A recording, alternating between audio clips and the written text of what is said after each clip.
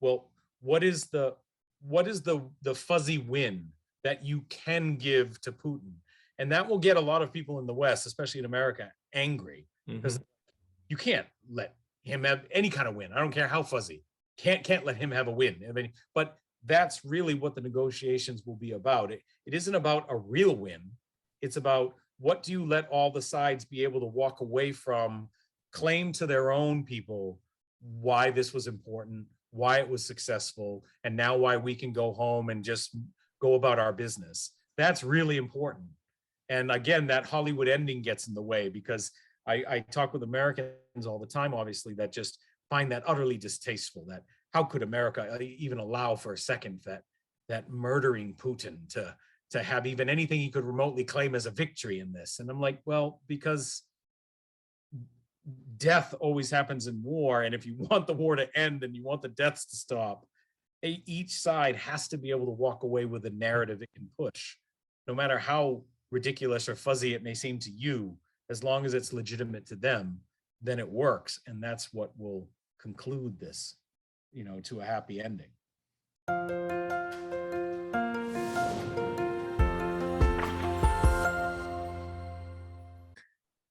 Hello, this is Pascal from Neutrality Studies, and I'm sitting here today with my colleague, Dr. Matthew Crosston, a specialist in international security, intelligence studies, and global leadership, among others.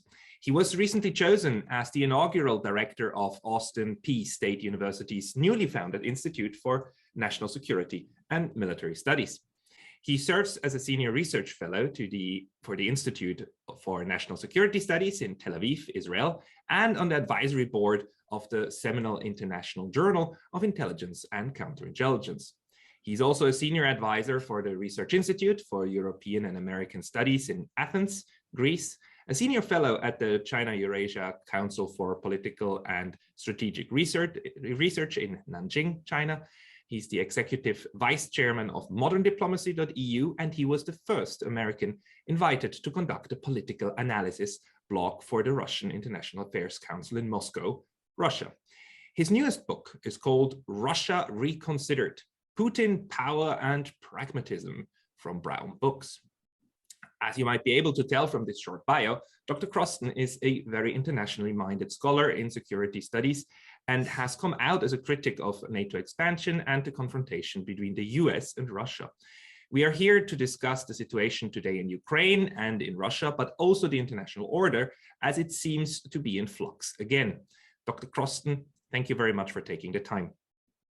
Thank you very much, Dr. Lotus. Thank you for having me. Dr. Crosston, let's maybe start with your institute. You're an inaugural director of this new Center for Security Studies at Austin Peay. Can you tell us a little bit more about that and what's going to be the core of the center from now on?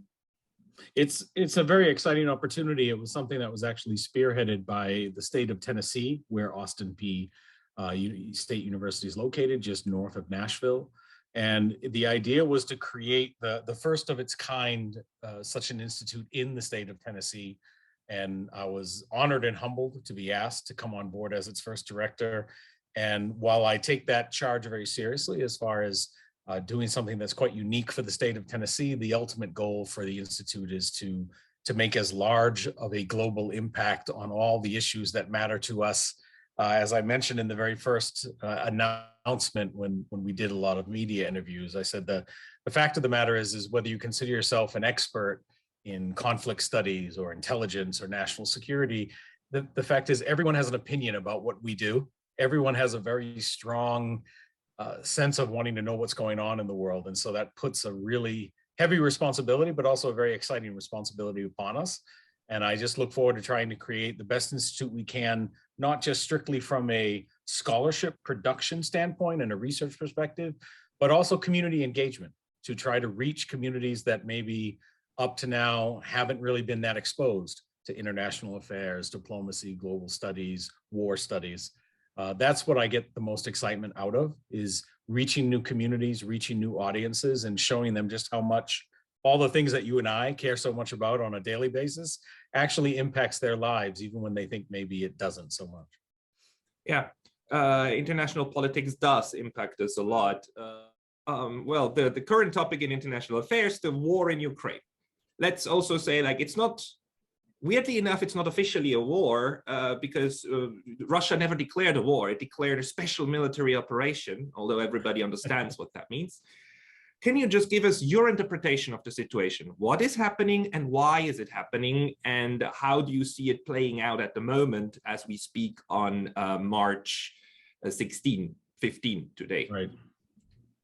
I actually find myself in an uncomfortable position in the sense that right now, I rarely use the word hysteria, but the fact of the matter is, when it comes to public opinion and common knowledge about this conflict right now, it's very much what I'm meeting on the ground at street level from just everyday regular people. It's a sort of an anti-Russian hysteria without really an attempt to try to find out why did Russia do this? What is its thinking? What is its rationale?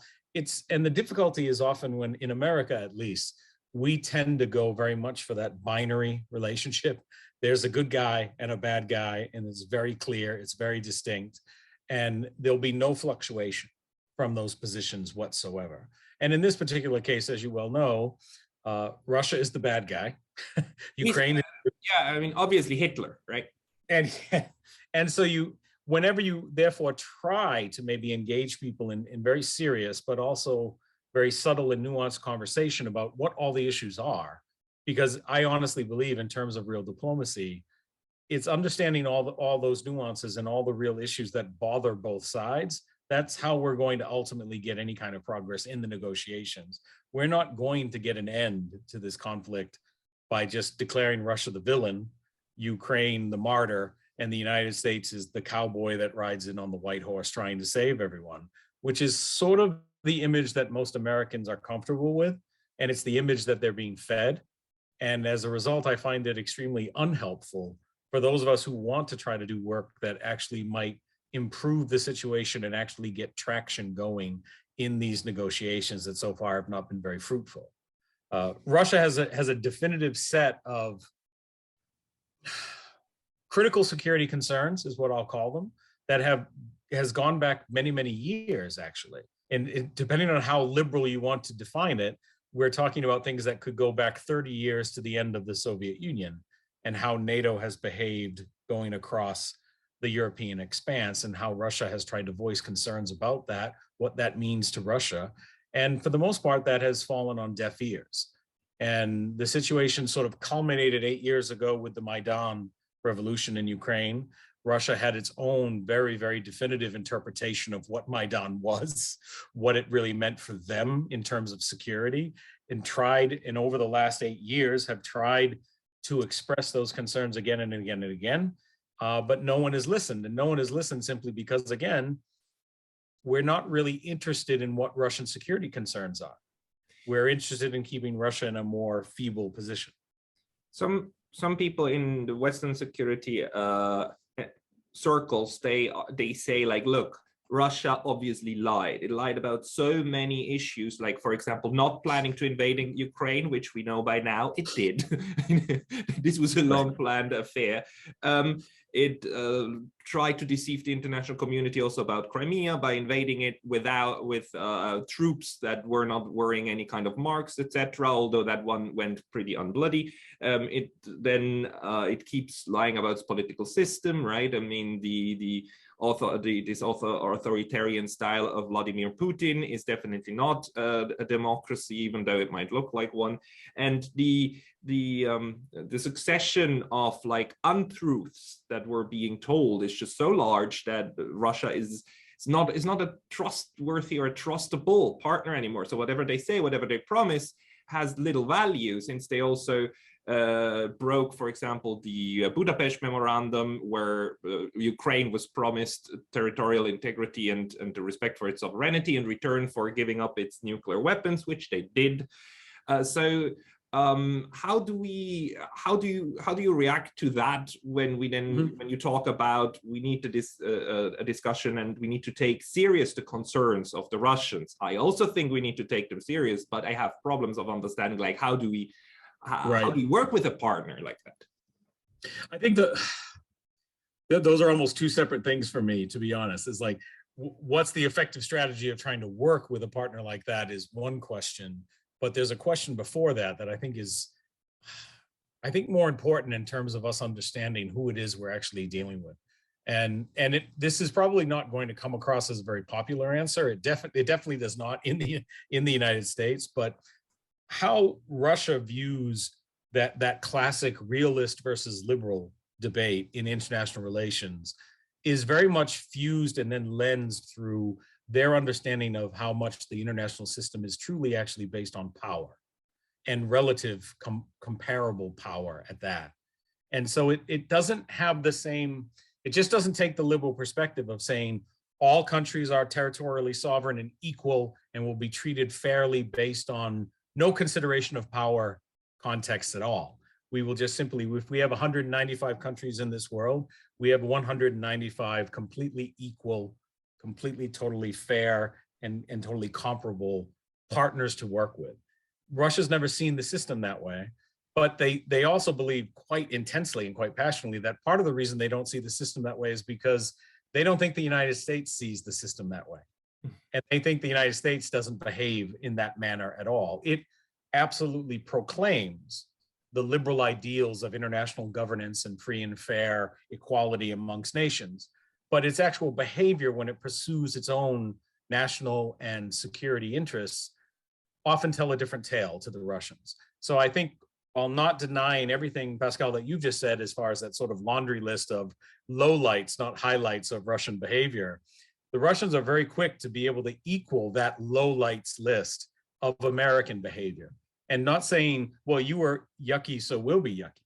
But they're simply saying, you behave in this way because you believe that's how the international system works. So therefore, we're going to honor the system and the principles of that system as you have dictated to us and shown us through your own behavior. And it's hard for me, if I'm being completely practical and in the rationality, there is actually logic to that argument. When you're going up to the most powerful nation in the world and saying, how you behave is how we're going to behave. The principles that you operate under will be the principles we operate under. And if you have a problem with that, well, then you'll have to address the fact that you have a problem with the principles that you operate under. And we have never responded to that at all. But ignore it. I mean, I know where you're going with this, and you know I share that view. But where does the US behave like Russia? When did the US ever invade Ukraine? Right.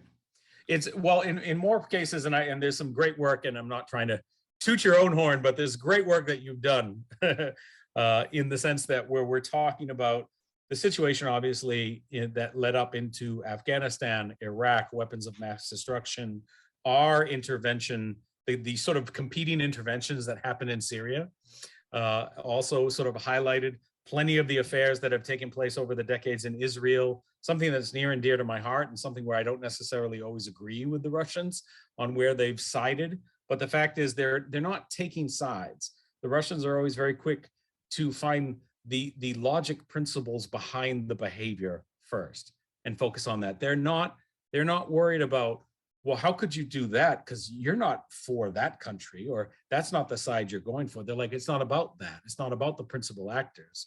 It's about the principal behaviors. And we're going to follow the rules as we see them getting dictated to us by the one hegemon in the system, the United States.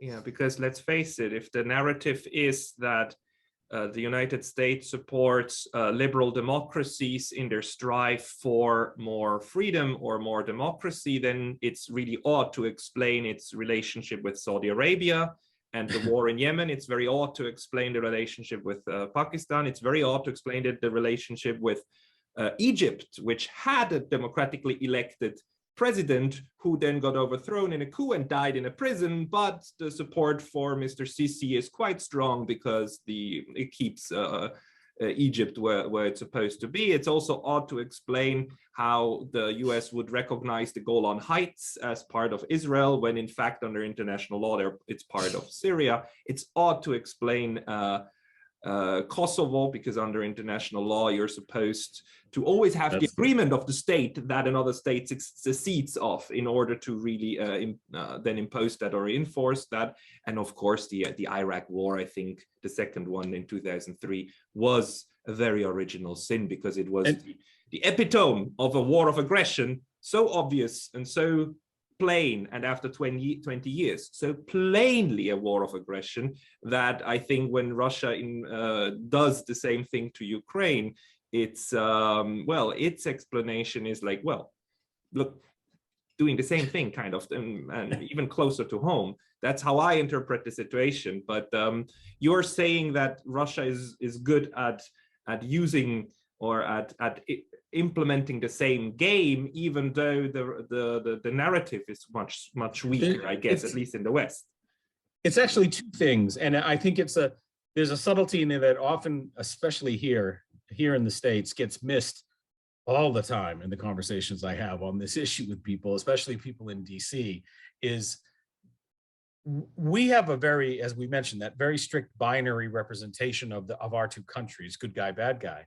The Russians are right now feel forced to sort of reverse that binary relationship. So you'll see in Russia plenty of media representations where America is the bad guy, America is doing these bad things, Russia's just trying to survive, supposedly, sort of the woe is me syndrome that sometimes countries get, especially under the sanctions regime right now.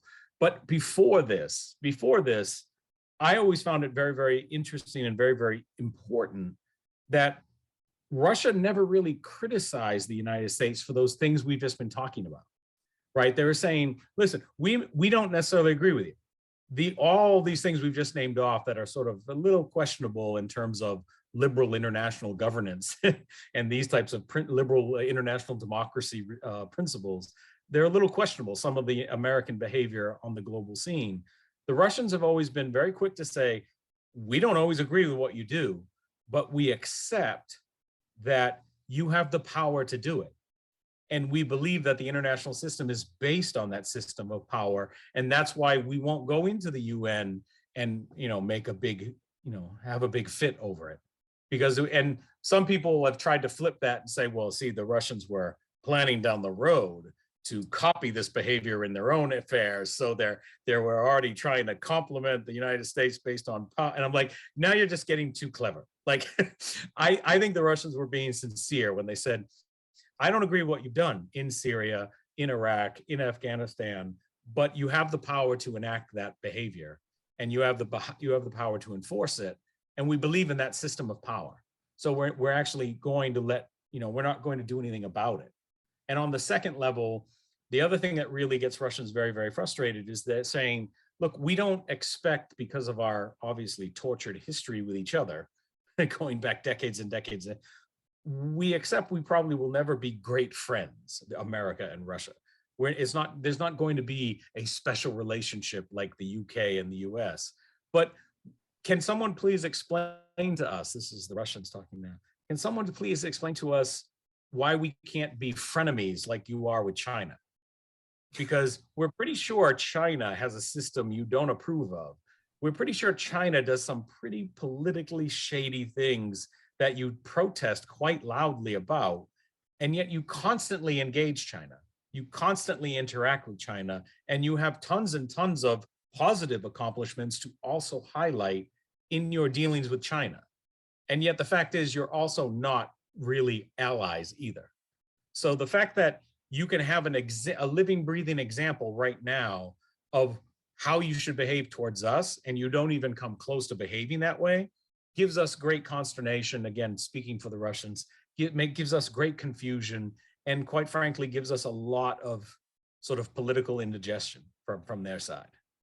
I never saw it that way. Can you elaborate a little bit what you mean by this frenemy relationship with China? Because sitting in Japan and getting news from here, what I see is a lot of let's say, I mean, China is the enemy in the making. It is the future power to have a war with, probably over Taiwan, and well, cutting off China for good from the Pacific or keeping them away from that.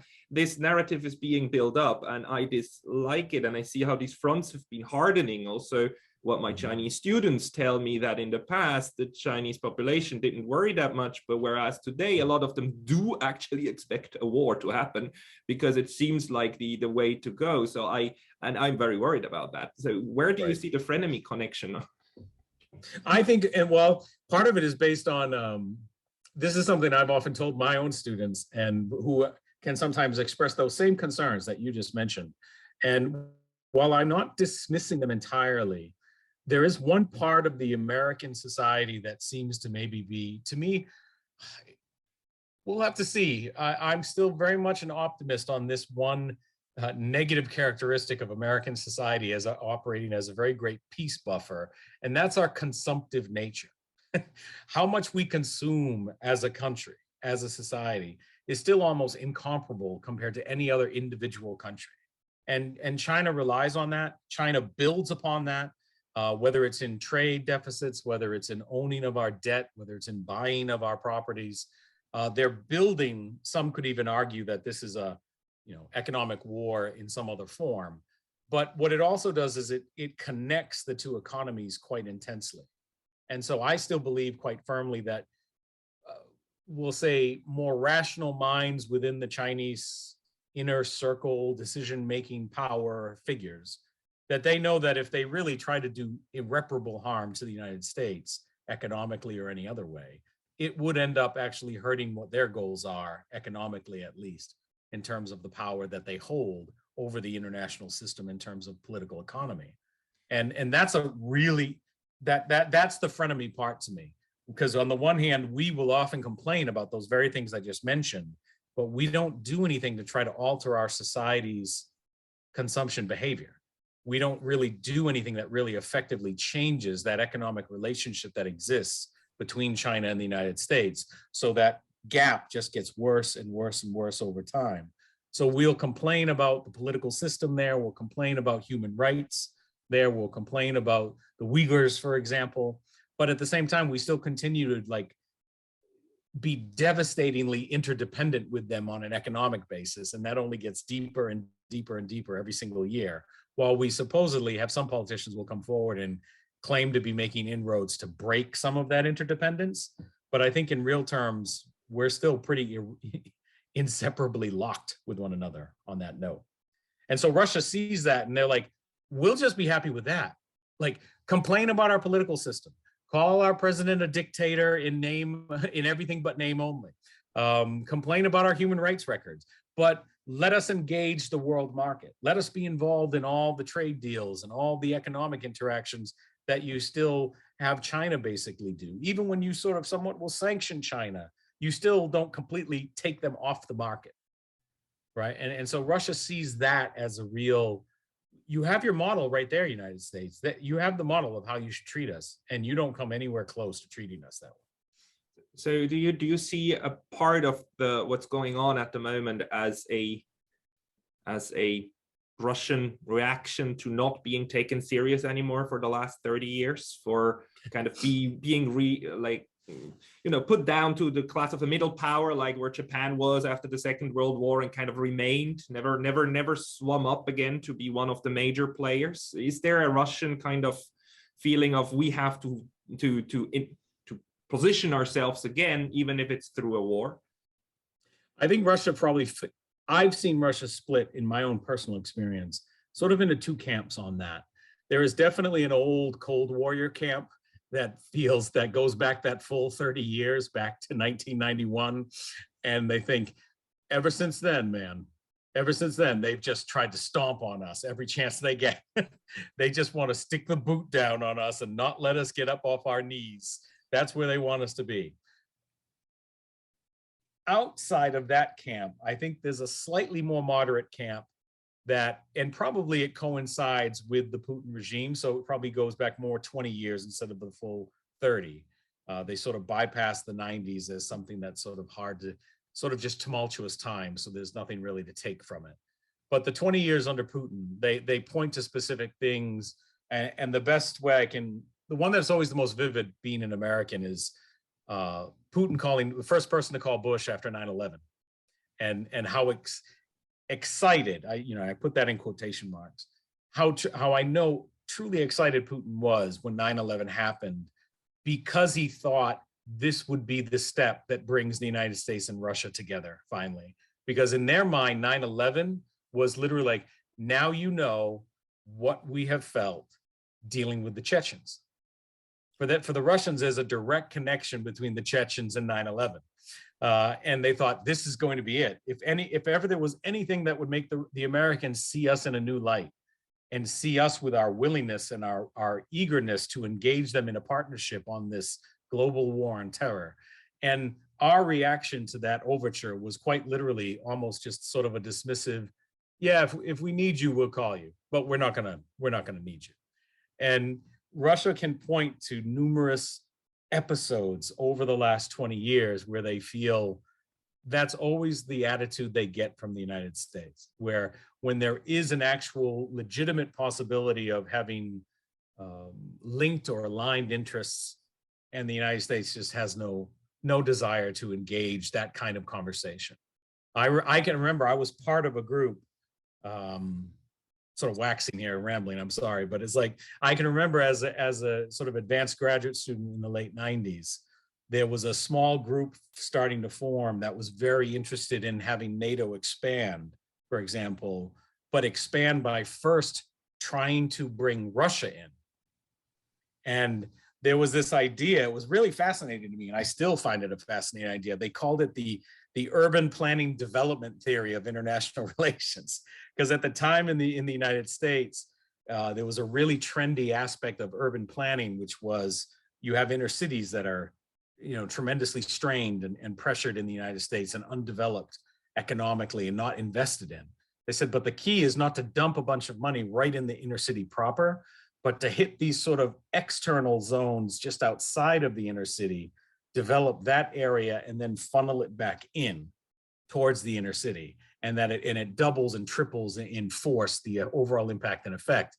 And a lot of areas have revitalized their city centers in America back in that time period with that theory. And someone took that, and I don't know who, to this day, I still don't know who it was, but someone said, we should do that when it comes to NATO and Russia, is we'll jump over the inner city being Eastern Europe, and we'll hit Russia first, bring them in as a member of NATO. And then if we do that, they'll never have a problem with us letting all the other ones in as we funnel back towards Western Europe. And I love the idea. And it absolutely got spit on. This would probably have been the idea of Gorbachev, who was talking about a common European home. It is pretty clear that in the late 80s, early 90s, even Russia wanted to be European again. Let's not forget. I mean, we outcasted Russia for the whole time of the Cold War from Europe, right? let's face simple facts. Russia in the modern day, Russia has become Asian because we wouldn't let them be European. Right. That's what the Russians feel. And in the NATO situation, they said, all right, I can see that's not going anywhere. We're not going to ever be asked to be invited to NATO. So they said, next best thing will be NATO, you better be really careful about how you expand east. And they were, I wouldn't actually say it was careful with it, but it went east. But there were like 1, 2, 3 different phases where Russia protested officially, but really didn't do anything about an expansion east. And then we've come up right to this present day situation now with the flirtation of NATO with Ukraine.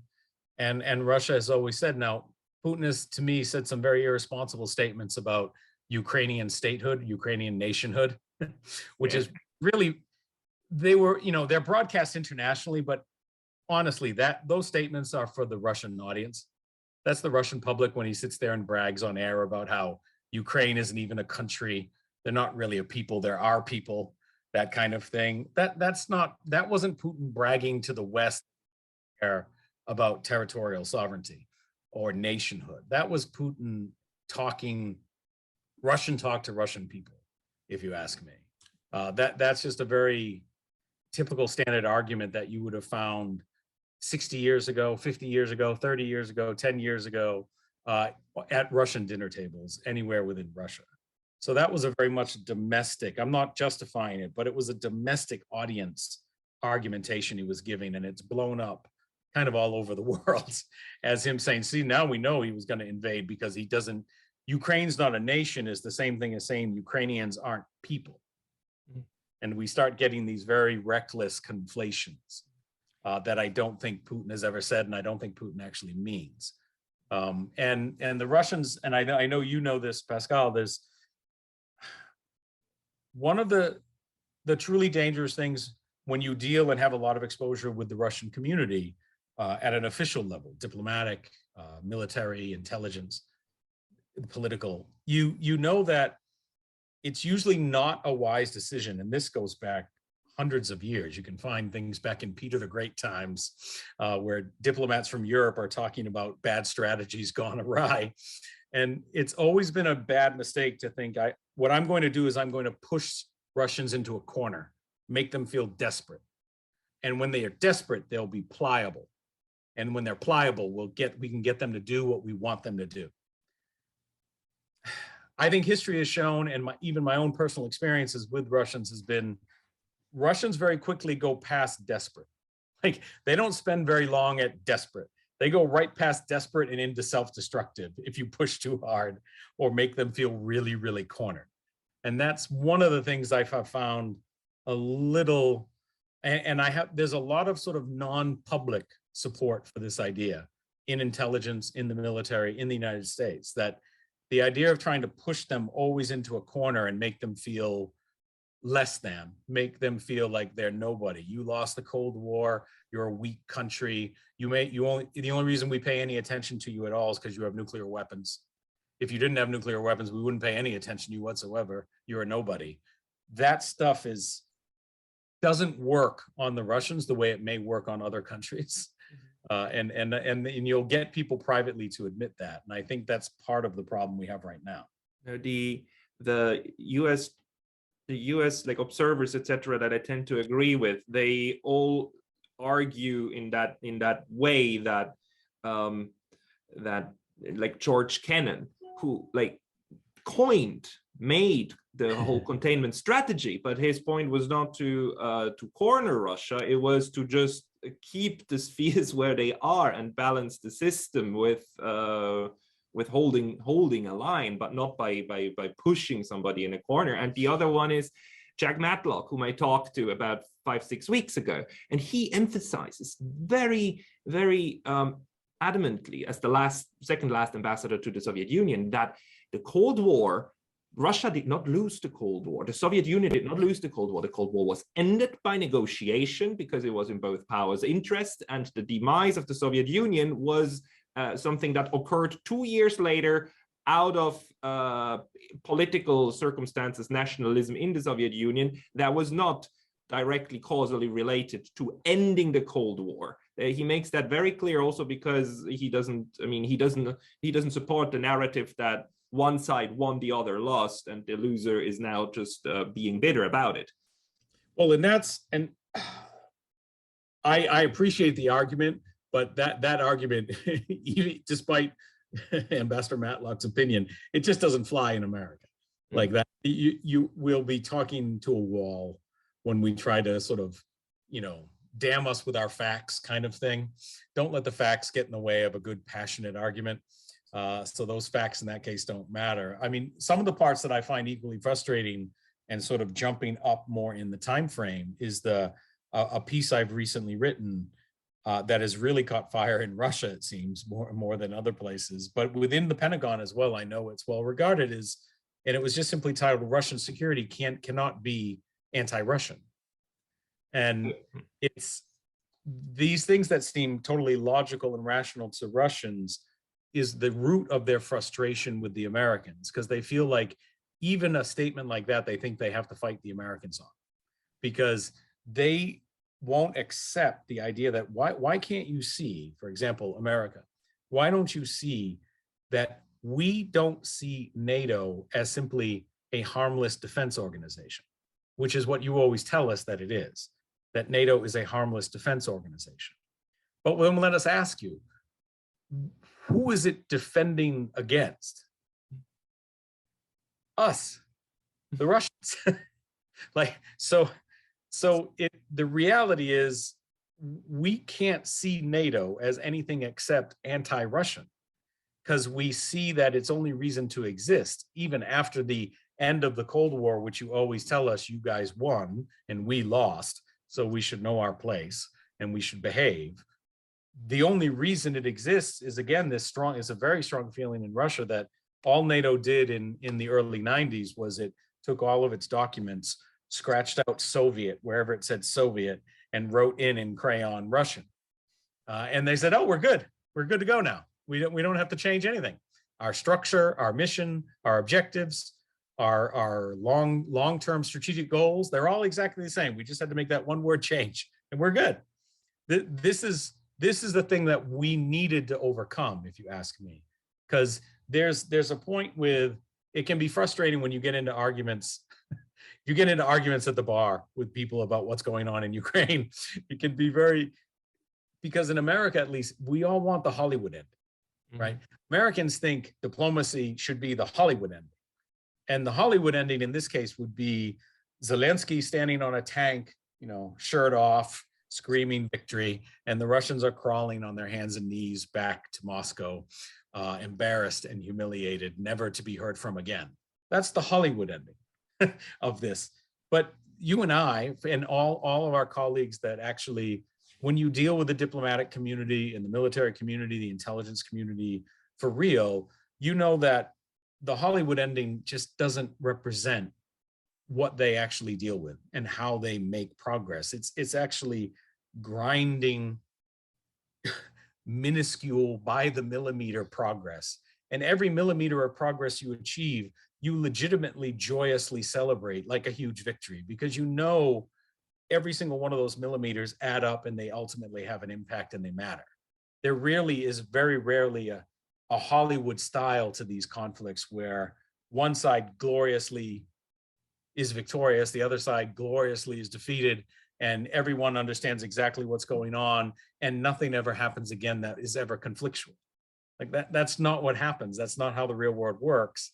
So when you try to get into the debates, the world right now is very much split in those two camps, between the people who are, I think, a little bit more enamored with a Hollywood ending, and the people who are actually a much smaller, unfortunately, camp that understands what's actually involved in trying to negotiate an end to this horrible conflict.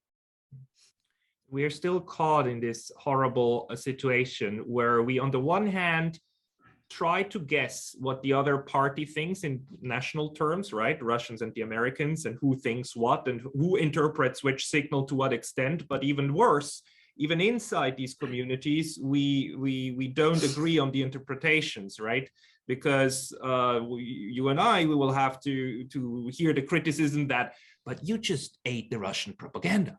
You just believe the Russians, right? So, and that's a fair criticism. What if we just ate the Russian propaganda? We just believed them unwittingly, right, and thereby unwittingly help them, right? Because that's the allegation. But that's what we need to ask ourselves. That's also what others need to ask themselves. That's what everybody needs to ask themselves. What if I'm wrong?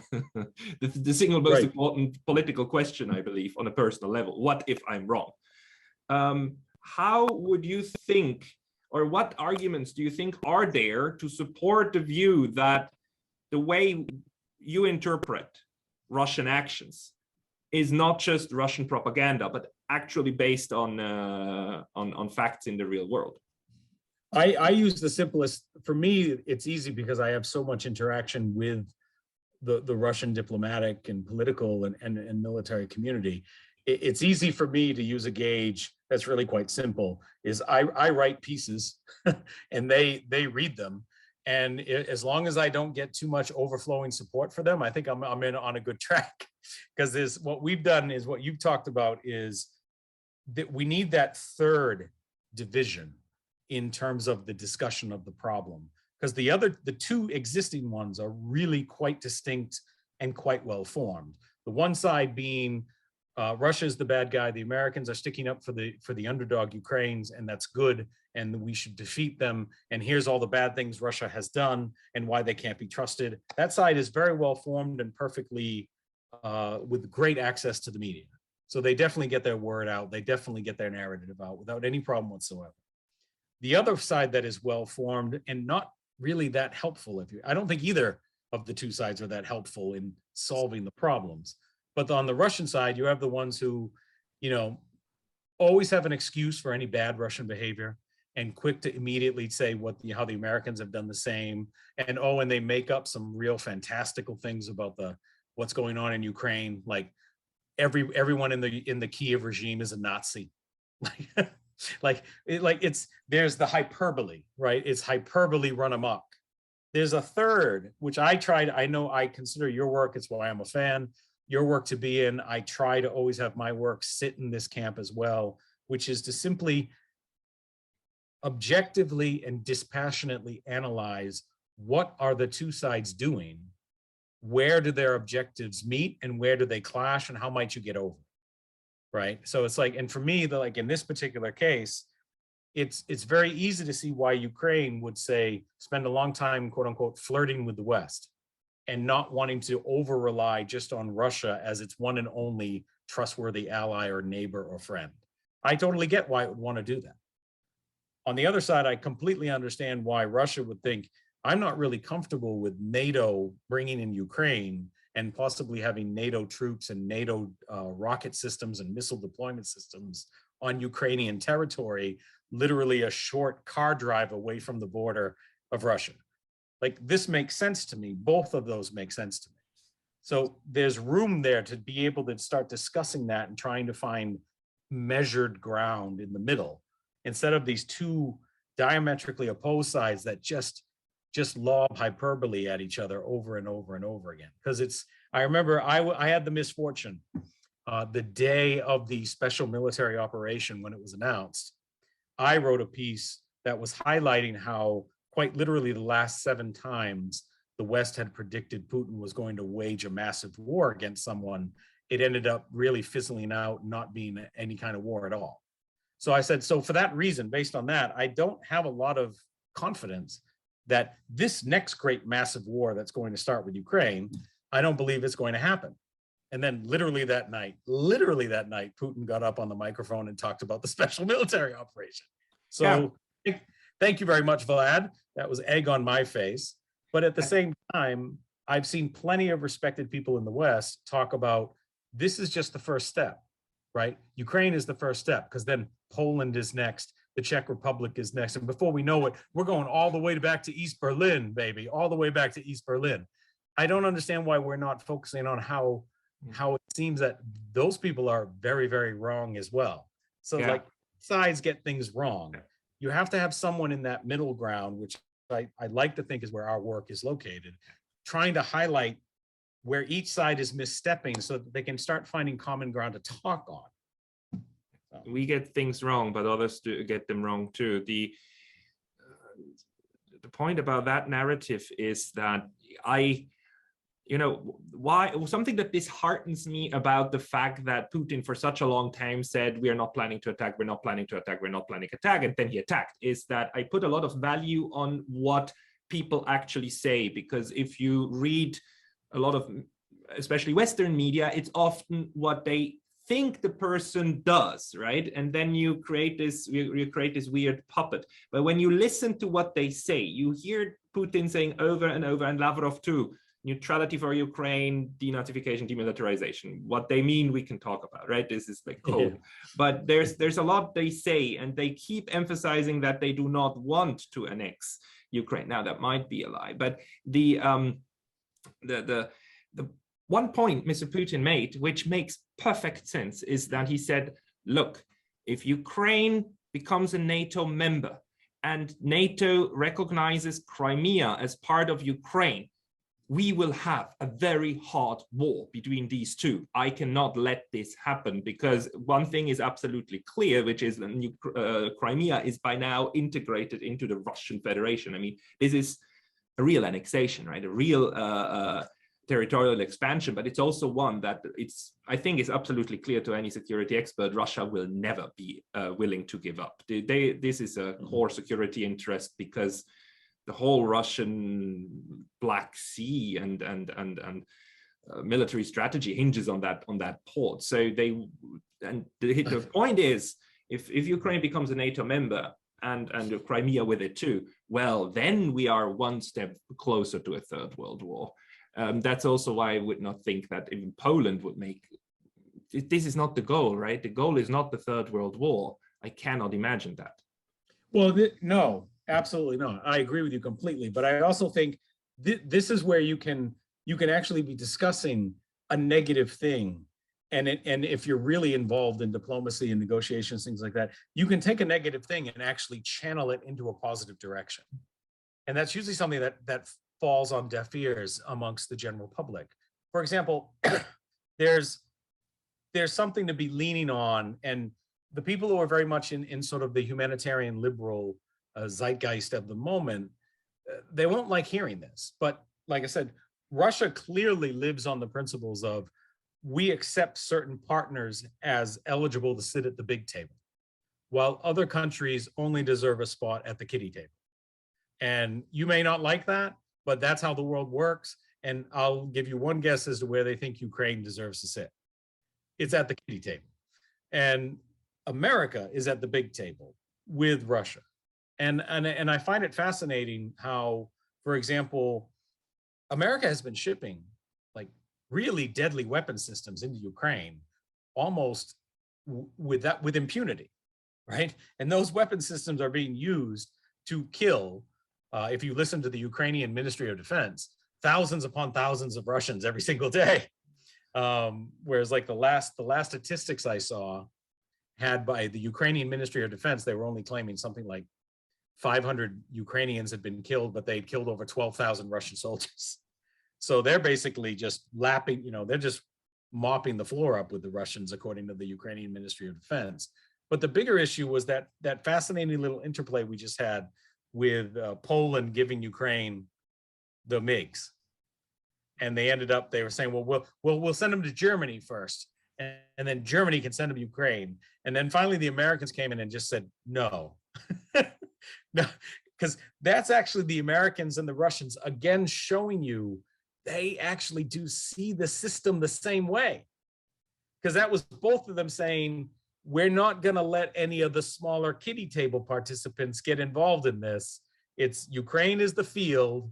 The two big players are Russia and America, and we'll decide. So the Russians, for example, they've clearly decided that while they may not like it, they're going to allow these deadly weapon systems to come into Ukraine from the Americans because it's from the Americans. But if the Poles ship MiGs into Ukraine, oh, no. We're not going to let the Poles kill Russians.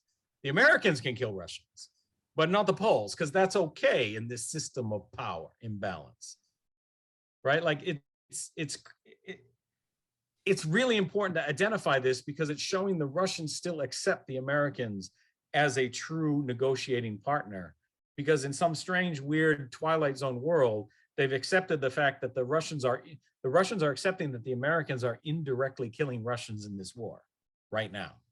They don't think the Ukrainians are killing the Russians. They think American weapons are killing the Russians. That's how the Russians see it.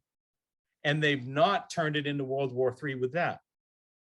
Because again, they still see Ukraine has almost become a little too close for Russian comfort, but Ukraine is sort of in that classic Cold War proxy conflict style, like Vietnam, like Korea, right? Like Ukraine is, okay, the two big players are trying to figure out how they operate in this world, but through a third party field, a third party arena.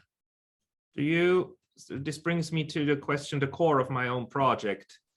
I see the most realistic chance to end this thing on a negotiation through a neutralization of Ukraine.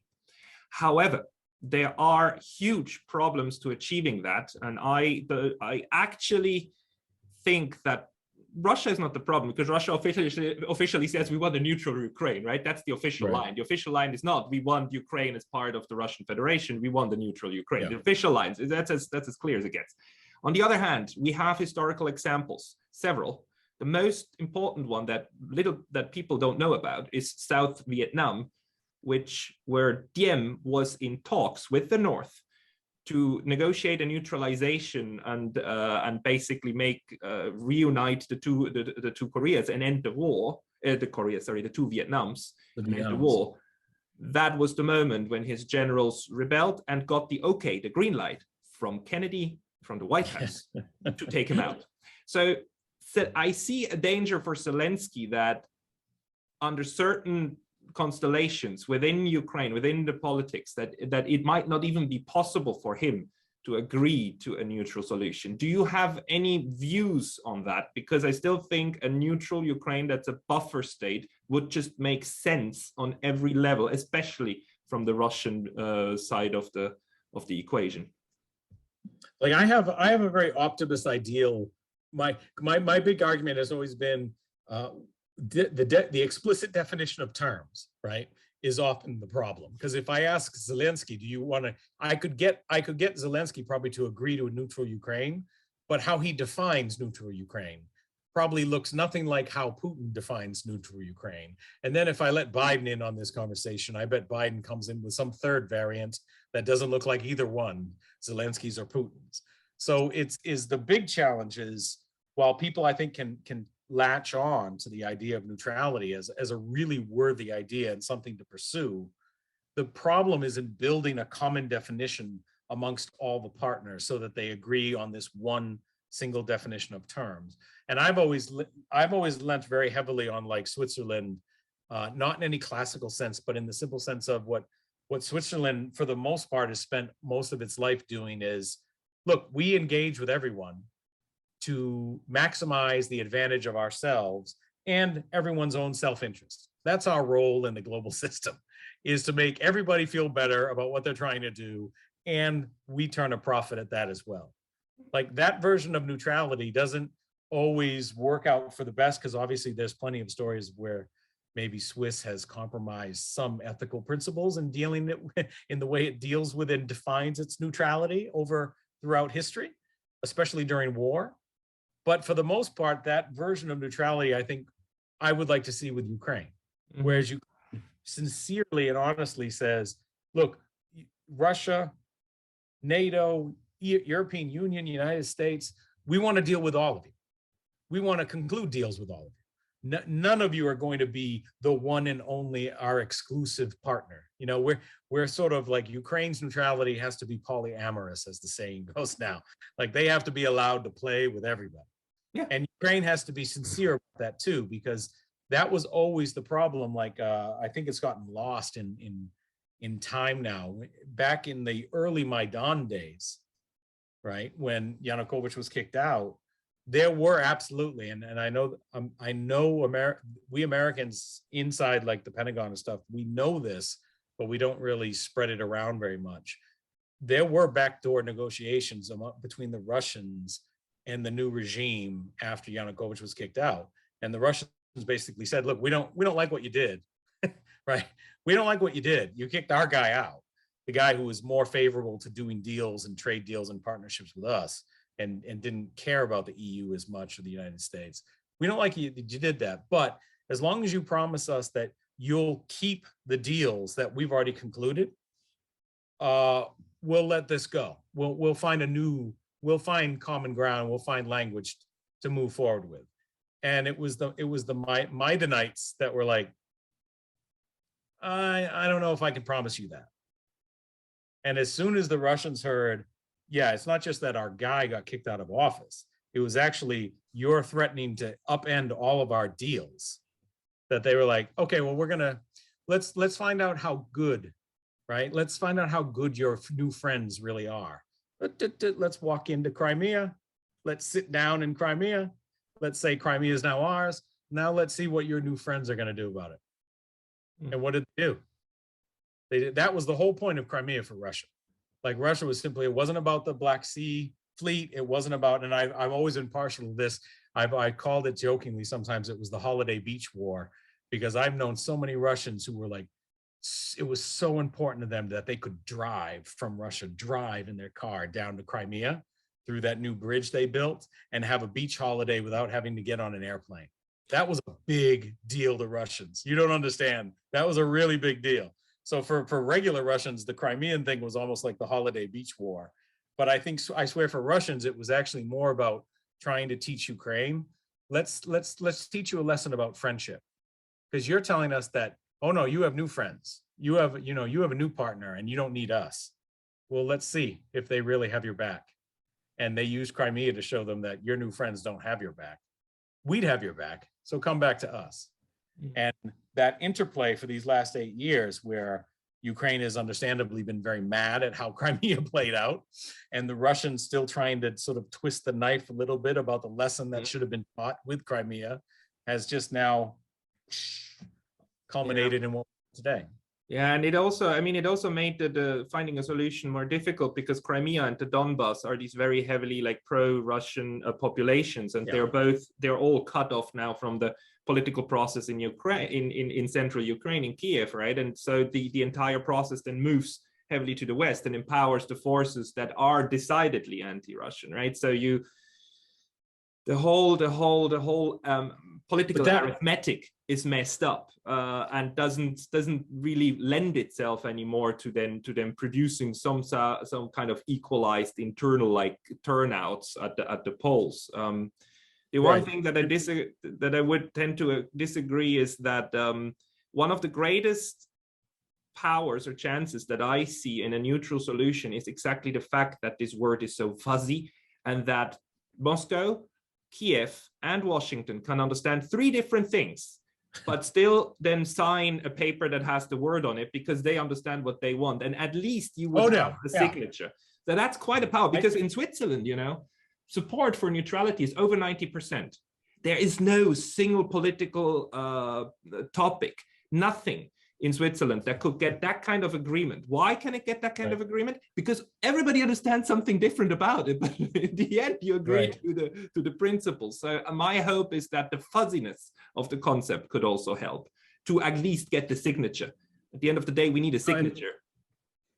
And I think you're right, because I've had people, I agree with you, and we've both written on this issue, is I honestly don't believe like Putin really considers Ukraine to be, this was just my first staging ground, because my bigger plans are taking over all these other Eastern European countries. I don't believe that for a second.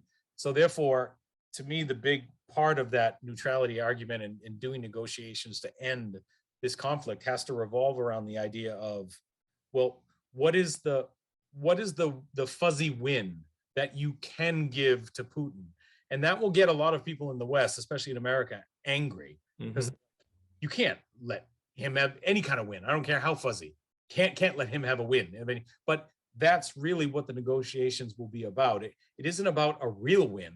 It's about, what do you let all the sides be able to walk away from, claim to their own people why this was important, why it was successful, and now why we can go home and just go about our business. That's really important.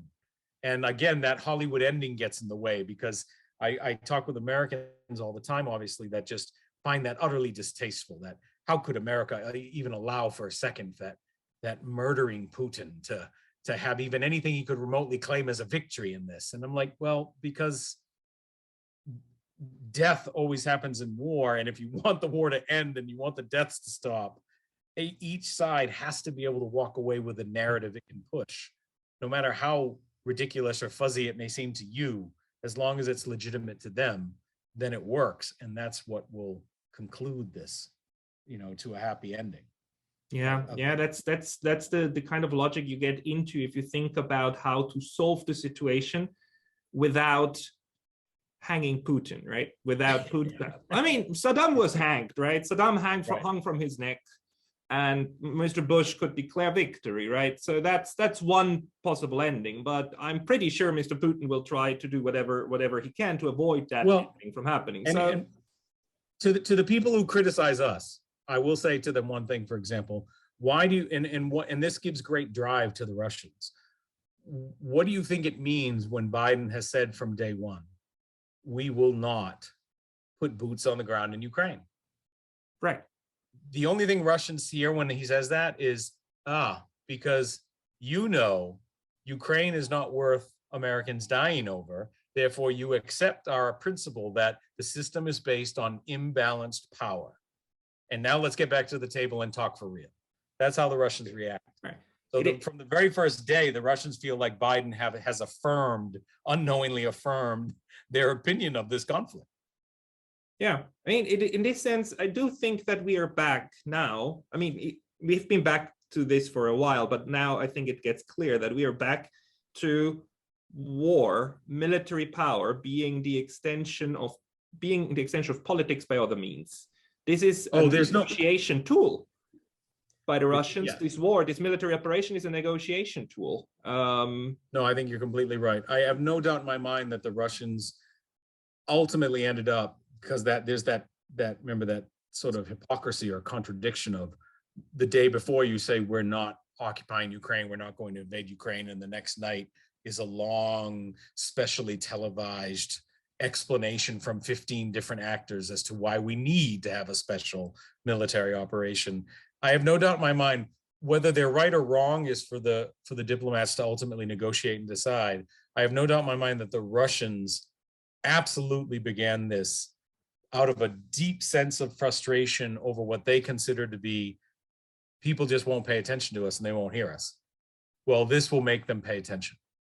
This will make them hear us. I don't approve of that. I don't justify it, but I do know that has a deep-seated realism for the Russians as to, like, we've tried talking to you for 8 years over what our concerns were, and you keep slapping it away, slapping it away, slapping it away. Well, okay, well, let's do this then. I bet you won't slap this away so easily. And you won't regard us if we do this. Now, whether that really gets them to be paid attention to in the way they want, that's debatable. Yeah. But it has put them back on the front line of attention, which the Russians prefer. And as always, the people whose blood flows is the civilians on the ground and the young soldiers on the battlefield. Well, there's no doubt as well, and I'm hoping Putin, I still believe, for example, and I run into people all the time, people I respect, who just tell me they think Putin is insane. And I don't believe Putin is insane. I don't. I'm sorry, I don't. I don't see the evidence of that.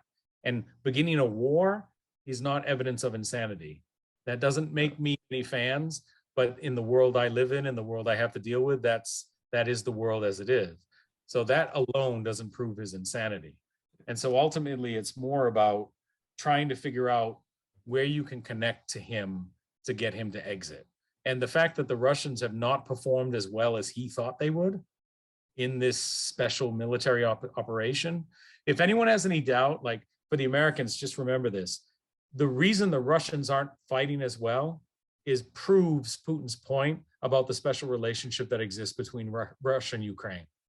The Russian soldiers are not fighting as well because they are not motivated to kill Ukrainians. Deal, that's it. That proves in and of itself there is a special relationship between those two countries. And Russia was never going to deal well with any kind of president, whether it's Zelensky or the one before, or any regime that wants to pretend, that's our past. We don't care about any Russian cultural, historical, religious past no, whatever. We're all about being pro-Western European people. And Russians were always, Putin was always like, you can't do that. We're not going to let you do that. You're not going to completely spit on the 1,000 years of history. And that's been the difficulty. And this back and forth has to be solved because, again, there are more Russian soldiers dying than Ukrainian. And the only way that happens is because they don't want to fight, because they think they are fighting their brothers and they think it's a tragedy, but they're still honorable soldiers. So they're doing as they're told. Which it is a tragedy, but that's the glimpse of light that we've got. It's not a war of annihilation. It's not they don't want to make it a war of attrition either, right? So there is, at least on all sides, a motivation to end this, which is why I have hope that there will be a negotiated end. It's just difficult to see how. And the Western narrative is that more weapons will help the Ukrainians to bleed less. I don't know whenever more weapons in a conflict ever de-escalated the situation, but that seems to be the general idea. It's not really a negotiation if your approach is, if we just keep killing enough of them, they'll eventually leave. Right. Really, that's a defeat, not a negotiation. Which is what pains me so much, because that would be an Afghanization of Ukraine, right?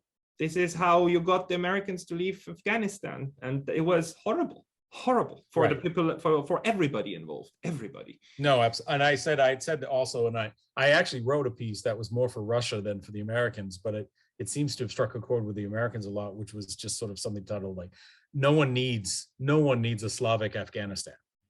And the Russians would be, well, like if they thought how horrible it was, the Chechen conflict being a people inside of its own territory fighting it and doing terrorist activities to make progress. If they thought that was bad, imagine having something like that take place where it's Slav on Slav. To a Russian, that would be just unfathomable, unfathomably bad. Okay. On that happy note. On that happy note, and on the note that unfortunately Europe is caught still in this, hundreds of years. I keep telling to my students, like every decade, European borders change, sometimes peacefully, but mostly through some conflict. And unfortunately, we're not out of that. We're not out of that constant change and just not being able to keep things in a stable way, the way they are stable in other parts of the world, right? The United States, surprisingly stable, and the whole American continent in terms of its borders. Europe just isn't. So, but let's hope that we go back to negotiating table and not to these weapons. We have to. I mean, that's in the end, I still remain optimistic in the simple sense out of necessity, is that we have to, because there won't be a decisive victory in this. There will only be decisive disaster if it continues. So right. No one should ever choose a decisive disaster. That's a good ending. Nobody should choose a decisive disaster. Matthew, I want to thank you very much for agreeing to this discussion today. I hope to repeat it in the future, and we'll be in touch very soon. All right. Thank you very much, Pascal. Bye. Take care now. You too. Bye-bye.